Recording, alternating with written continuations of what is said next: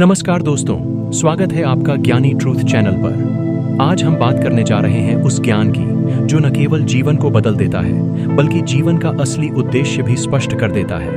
आज का विषय है आत्मज्ञान क्या है। दोस्तों, जब हम आत्मज्ञान शब्द सुनते हैं तो ये दो शब्द लगते हैं, आत्मा और ज्ञान। लेकिन जब इन्हें समझते हैं तो पता चलता है कि यह सिर्फ कोई किताबों में पढ़ा हुआ ज्ञान नहीं है। यह वो अनुभव है जो जीवन की सारी उलझनों को सुलझा देता है। आत्मज्ञान का अर्थ है खुद को जानना। लेकिन सवाल उठता है, क्या हम सच में खुद को जानते हैं? हम अपना नाम जानते हैं, अपनी जाति, धर्म, शिक्षा, कामकाज सब कुछ जानते हैं। परंतु जो जानता है वह कौन है?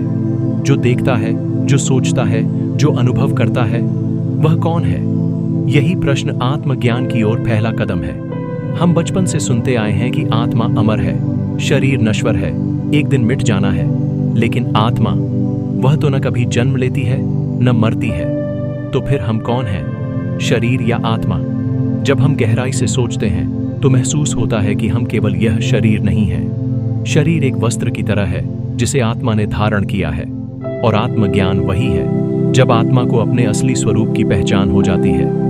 महापुरुषों ने कहा है, नो थाई सेल्फ, स्वयं को जानो। लेकिन स्वयं को जानना इतना आसान नहीं है। इसके लिए हमें बाहर की दुनिया से नजर हटाकर भीतर झांकना होता है।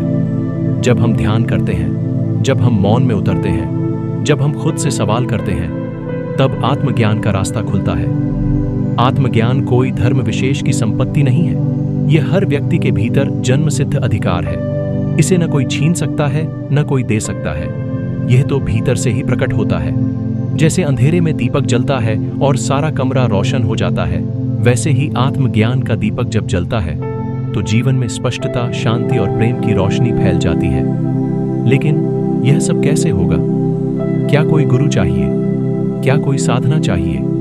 हाँ, एक मार्गदर्शन जरूरी होता है। जैसे कोई पहाड़ी पर चढ़ने जाए तो उसे रास्ता दिखाने वाला चाहिए, वैसे ही आत्मज्ञान का रास्ता आसान नहीं लेकिन असंभव भी नहीं है।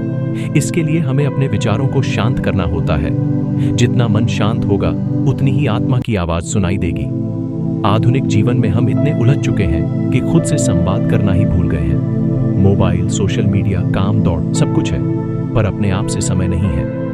आत्मज्ञान की यात्रा वहीं से शुरू होती है जहां हम रुकते हैं और खुद से पूछते हैं, मैं कौन हूं? मैं इस जीवन में क्यों आया हूं? जब ये सवाल ईमानदारी से पूछे जाते हैं तो उत्तर भी मिलने लगता है। और आत्मज्ञान का अर्थ यही है, अपनी सच्चाई को जानना, अपने भीतर की रोशनी को पहचानना। यह वो स्थिति है जहां न भय होता है, न लोभ, न मोह। वहां केवल शुद्ध चेतना होती है, बस होना। आत्मज्ञान पाने के बाद जीवन वैसा नहीं रहता। फिर समस्याएं आती हैं, पर वे परेशान नहीं करती। दुख आता है, पर हमें छू नहीं पाता। क्यों? क्योंकि अब हम जान चुके होते हैं कि हम उस चेतना का हिस्सा हैं जो अनंत है, अजर है, अमर है। जब हमें आत्मज्ञान होता है तब हम दूसरों को दोष देना बंद कर देते हैं।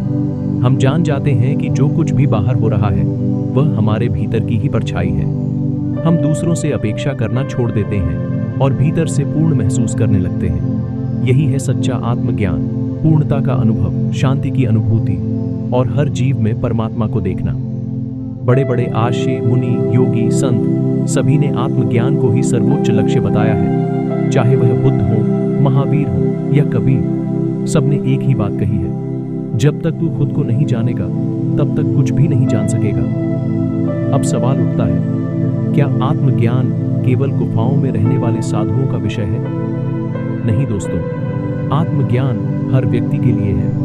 गृहस्थ के लिए भी, विद्यार्थी के लिए भी, किसी भी आम इंसान के लिए भी। फर्क बस इतना है कि हमें अपनी दिनचर्या में थोड़ा सा स्थान उस भीतर के मौन के लिए देना होगा।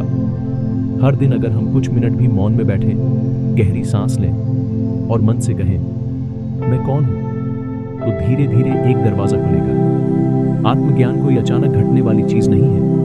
यह एक प्रक्रिया है और यह तब घटती है जब हम तैयार होते हैं। हम अपने पूरे जीवन में दुनिया को बदलना चाहते हैं, पर कभी खुद को नहीं बदलते। आत्मज्ञान का अर्थ है स्वयं में परिवर्तन लाना, भीतर की अज्ञानता को दूर करना और अपने अस्तित्व को एक नई दृष्टि से